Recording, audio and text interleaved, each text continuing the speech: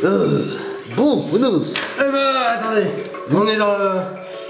attendez, on est dans le musée... truc en ligne.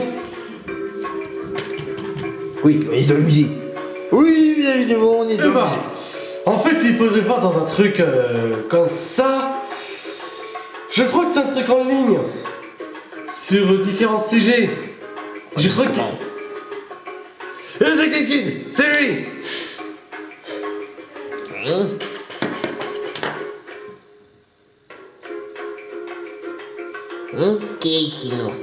Attends, c'est pas Pepper P, toi? Si, c'est moi.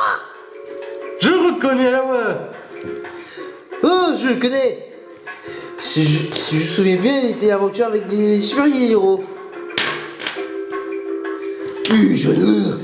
Metal. Ah oui. Eh ben, c'est pas mal. Pour dire que je suis le chef bénévole du musée. De quoi? On m'a chargé de titre dans le musée. C'est juste que c'est le dernier jour, en fait. D'un jour? Oui. Alors, vous pouvez voir différentes œuvres. Alors, je vais vous les montrer. Les différents sujets. Mais venez.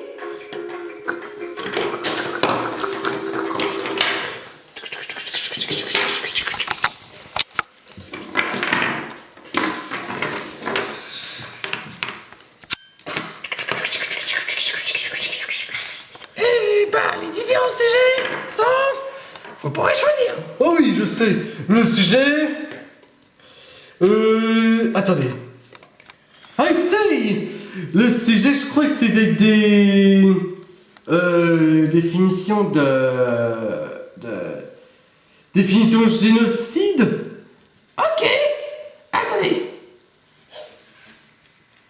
Top. Top. Top. Top. Top. Top. Top. Top. Top. Top. Alors, vous pourrez voir. Ah oui, c'est ça. Un génocide est un crime qui consiste en l'élimination physique intentionnelle, totale ou partielle d'un groupe national, ethnique ou religieux en tant que tel, ce qui veut dire que ses membres sont détruits ou rendus incapables de procréer en raison de leur appartenance au groupe. Le génocide peut être perpétré par différents moyens, dans le meurtre collectif, direct ou indirect. Certains juristes et historiens précisent la définition, estimant notamment que le génocide est systématiquement programmé. Le génocide arménien, le Shoah et le génocide des Tutsis sont trois génocides reconnus par l'ensemble des spécialistes, sont en effet des exterminations planifiées par un état indifférent à l'âge ou au sexe des victimes. Alors, l'origine, je crois que il existait en français une idéologie publicide, créée sur la Révolution française par Gracchus Babeuf, pour désigner les massacres des populations civiles de Vendée, perpétrés sur ordre de la Convention, terme qui était tombé dans l'oubli. Wow, un néologisme. Ah oui, en parlant de délit pénal. Eh ben, je crois que c'est ça. Wow, très intéressant. L'ONU, en même temps qu'elle définissait la Charte universelle des droits de l'homme, a décidé de mettre en place une organisation visant à empêcher pour l'avenir l'occurrence de génocide en espérant que le risque de sanction internationale de réduire les ardeurs.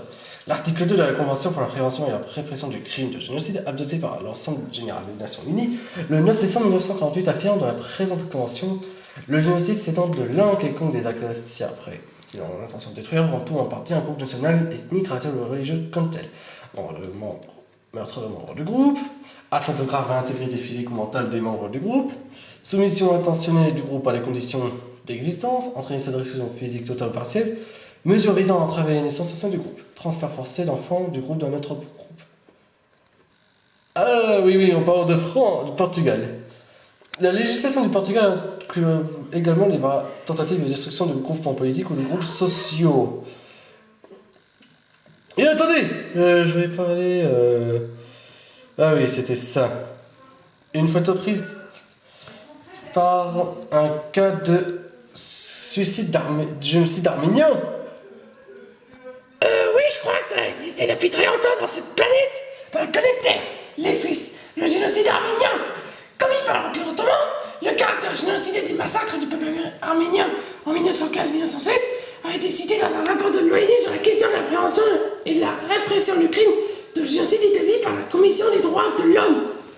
Sous-commission de la lutte contre les mesures discriminatoires et de la protection des minorités, lors de la 38e session du Conseil économique et social de l'ONU, le rapport Whitaker, du nom de son rapporteur Benjamin Whitaker, a fait l'objet d'une résolution par la Commission des droits de l'homme de l'ONU le 29 août 1985, qui a pris note du rapport et ne l'a pas transmis à la Commission des droits de l'homme.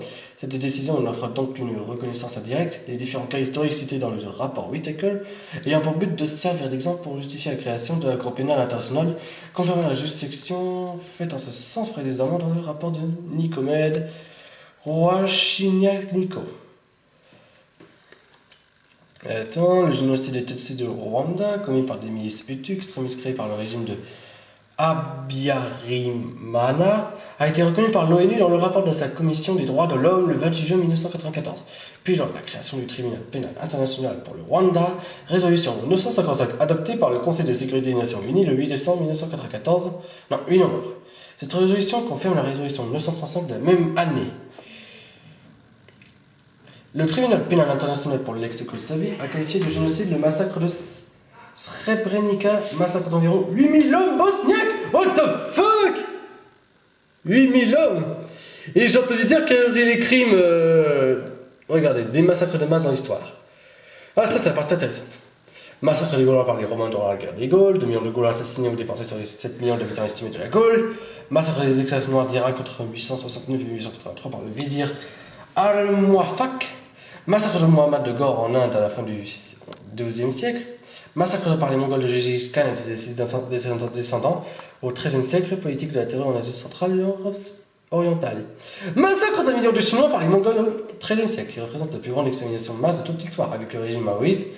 Les estimations varient entre 10 et 40 millions des étudiants combinés. Khan, what the fuck?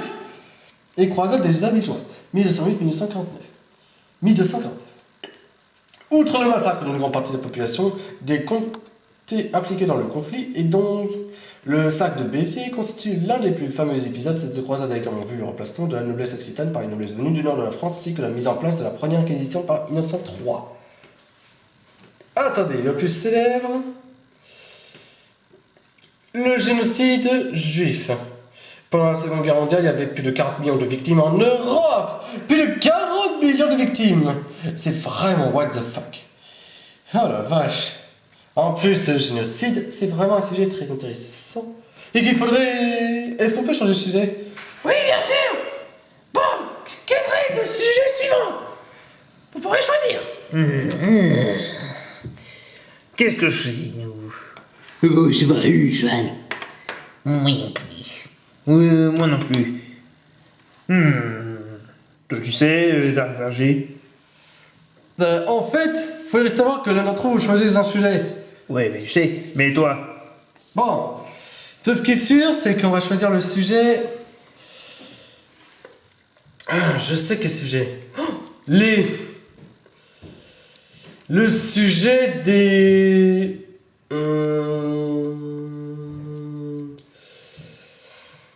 Je sais quel sujet.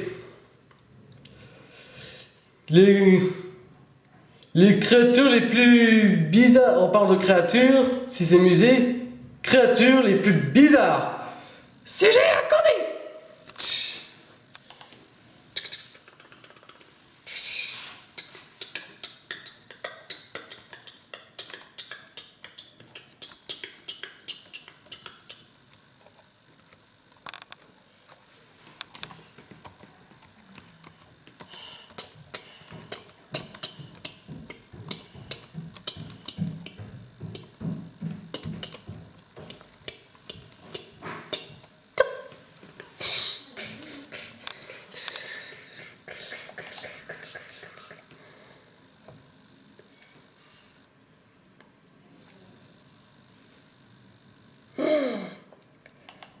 Tu veux parler de ça? Oui, je crois que c'est ça. Top 10 des créatures mythiques japonaises les plus bizarres et what the fuck.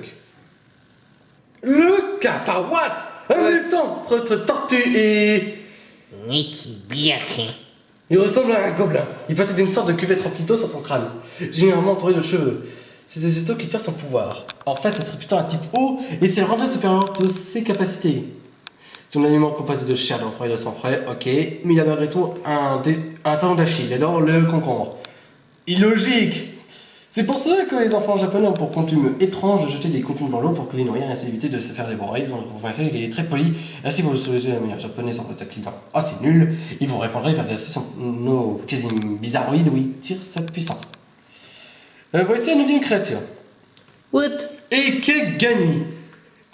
Le Ekegani est un crabe qui aborde la tête d'un samouraï sur sa carapace. En effet, d'après les légendes, le cas, ce serait une sorte de réincarnation, le métamorphose bizarroïde de guerrier samouraï mort dans une bataille de Dan no Ura. En 1185, ce crabe existe réellement. Il ne mesure pas de plus de 30 cm, mais il est rarement mangé. Les pêcheurs les remettent à l'eau s'ils le pêchent. Ensuite, on a le Kazabake. Hein? Banane? Mais non, ça! Un parapluie! Un Tsukumogami, objet mutant qui prend vie spontanément après un siècle d'existence. Mais le meilleur, c'est que c'est un objet d'un simple parapluie. Mais attention pour qu'il s'anime, il faut lui donner. Non? Oui, il s'agit bien d'un truc bizarre animé. Ensuite, on a le Nupe. Ok, il ressemble à Dark Bullet. Une grosse créature gluante et puante d'environ 1m50 comme un Dark Bullet en miniature, également appelé Blobby. Il se déplace à nuit à travers des cimetières et des temples abandonnés et dégagerait une odeur totale de genre putréfaction. Mais si jamais vous en croisez un, pas de panique. Le Nupepo est totalement passif et non agressif.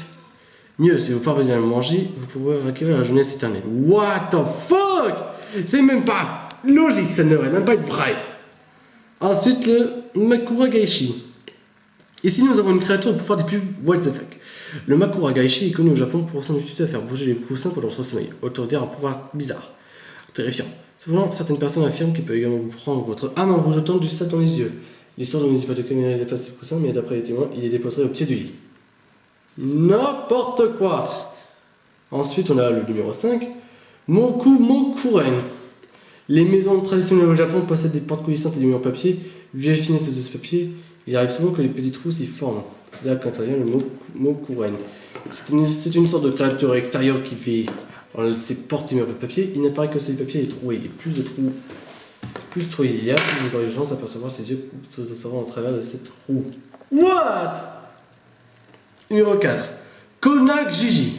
Le Konak Jiji est une petite créature malicieuse. Il prend la forme d'un petit nourrisson et se déplace au travers des forêts montagneuses. Ok, il prend la forme d'un bébé en façon bizarroïde. Il attend les promeneurs qui passent par là. Et là, alors vu, se met à crier qui pourrait laisser à terre en pleine forêt un petit bébé qui pleure. Malheureusement, une fois le Konak Jiji dans vos bras, vous serez instantanément paralysé et le petit nourrisson tout mignon grossira rapidement en vous écrasant département sur ses proies. D'après certaines sources, il pourrait atteindre 300 kg, 50 kg. Cependant, il va bien changer que ça, puisque c'est 350 kg. Il vous ferait donc le pouvoir magique. Oh, c'est nul! Il faut la U pour soulever. C'est trop ridicule, 350 kg. 3. Akanabe. Le miniature de ce monstre gluant est plutôt insolite. Les salles de bain! Sales! En effet, là il a l'habitude de lécher les saletés des baignoires et il va vous pendant la nuit, avec de sa longue langue gluante, entre son apparence répugnante, il est totalement inoffensif. Il aurait été même inventé par les parents de m'habiter effrayer les enfants et assister à la nuit à la salle de bain après s'être lavé. What the fuck? C'est quoi ce truc? Bête bizarre, un mutant. On dirait qu'il y a un vomi. Bref, on pense aux choses. Deuxième créature bizarroïde, Itan Momen.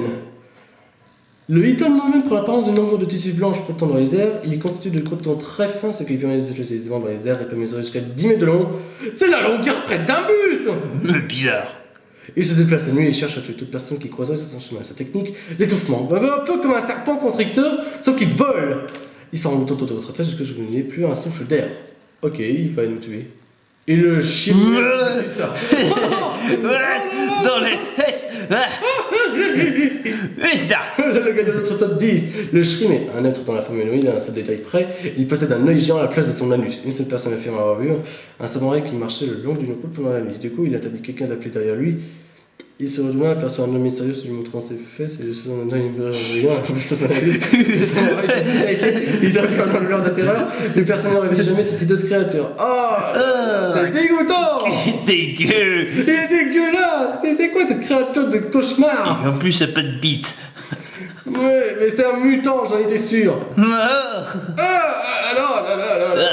c'est dégoûtant. Faut pas garder ça. Mais moi, je trouve ça bizarroïde. C'est quoi ces mutants? C'est totalement dégueu. quelle horreur. Dégoûtant. Dans le livre, il dit que c'est dégueu. Bon, on va passer à un autre sujet. Bon, le cadeau, il faudrait choisir un autre sujet. Ce sera le troisième et dernier sujet. Pardon, sujet...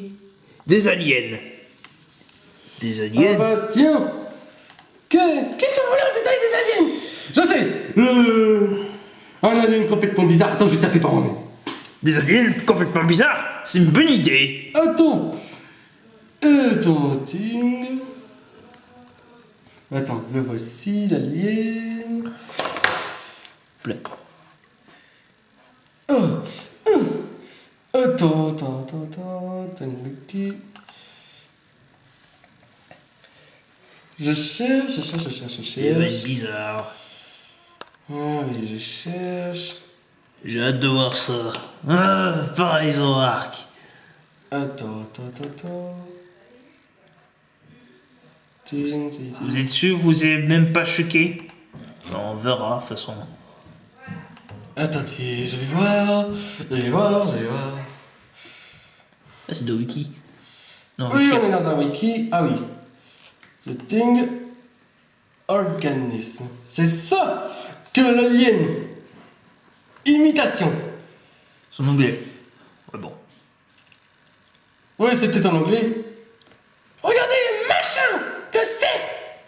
Il n'y en a pas un que j'ai mangé, mais plusieurs. Attends. Et voilà. Comme ça va mieux. Ah! C'est quoi c'est... Ah, dégueu. Oh là là, ce machin, il peut imiter n'importe quoi. Imiter n'importe quoi. Il peut même imiter un macaque. C'est un organisme extraterrestre hostile qui peut changer d'apparence. Il a la capacité à assimiler d'autres formes de vie pour survivre, en fait.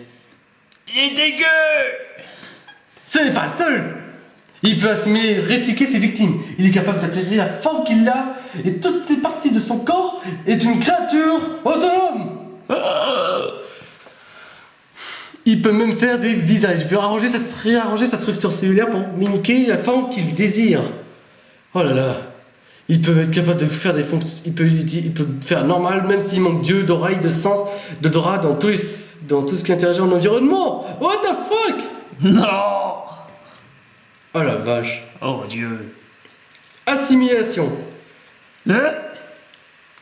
C'est quoi cette photo? Apparemment, on dit de cet extraterrestre qui est capable d'une force ridicule, d'une vitesse ridicule et d'une endurance ridicule. Et pourtant, regardez l'assimilation, la réplication. What? Il peut même imiter tout, le mémoire, caractéristiques et appui et qualité pour Oh, piger Dieu. sa proie. Et là, regardez. Parfois, ses instincts de survie, quand il est en danger, il se détache de lui-même. Dégoûtant. Et vous savez quoi? Plus il est intelligent, plus il est grand, plus il est intelligent. Oh la vache. Mais vous savez les faiblesses de cette créature, il faut la tuer par la chaleur, avec du feu ou des explosifs. Des explosifs? Oui, il faut le faire exploser ou le brûler pour le tuer. Et ben en vérité, tous ces things, toutes ces créatures en fait, nous montrent qu'en fait que ce sont des extraterrestres complètement chelous, mais en même temps efficaces. Regardez, des choses originales. Oh, le Speedfest. What? C'est quoi cette tête? Là, le Speedfest, en fait, c'est un truc à assimiler. Et quand c'est fusionné, ça fait une assimilation. Et ça, c'est le Green Tea, c'est un nom de code. Il a assimilé comme ça le tête. On dirait qu'il a coupé un visage. Et ça, c'est la Juliette Ting. C'est une femme, en fait, mais qui a une tête qui est devenue... Mais c'est devenu un monstre bizarroïde. Ok. Et ça? Norris Ting, qui a des mâchoires. Oh, il coupe les jambes en plus. Il coupe les bras. Ah, il coupe les bras. Ah oui, vous savez quoi? Le Ting... C'était la dernière. On est au dernier sujet. Ah oui, Kennel Ting, je crois que c'est l'un des codes de The Ting. C'est ça qui a assimilé la forme d'un chien norvégien. Ah, quelle horreur. J'aime pas son visage. Oui, j'avoue, c'est bizarre. Il a un appendice comme une fleur, des tentacules et 2 bras avec 3 griffes. Ha! C'est totalement bizarre. Regardez ça, son appendice. Burk! C'est ce qui est au milieu? Oui, c'est ça. Ça. Regardez, il assimile les chiens. Où ça? Regardez, là, il assimile. Au milieu? Ouais, il assimile tout ça. N'importe quoi. Il a...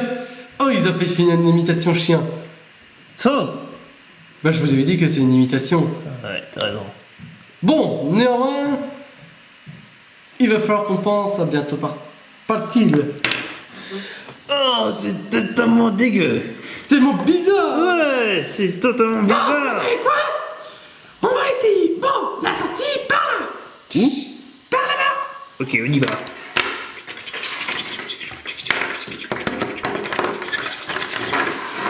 Au revoir. Au revoir.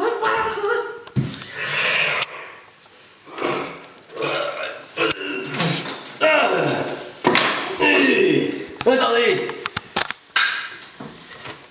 Vous savez quoi, mec? Oui. Eh ben, ces bergers, ils ont en train de voir la musique. Quand soudain, tout à coup, ils avaient parlé avec quelqu'un de petite taille. Quelqu'un de petite taille. Ouais, il faut tout simplement dire. Allez, les frérots, on va être prêts à préparer. Oui, on va se préparer, oui. Attention, on va sauter.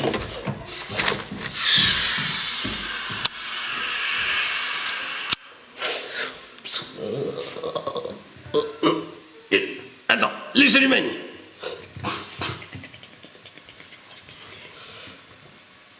Il est où le musée? Je suis là. J'ai cru qu'il était énorme. Il est nul.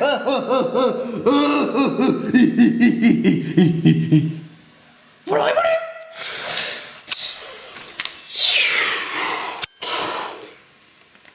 Alors, vous aurez voulu ça? Oui.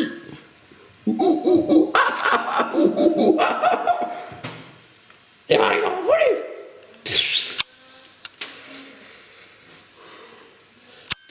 Bon, faut que j'aille faire le musée. Faut que j'aille partir en Péperverse.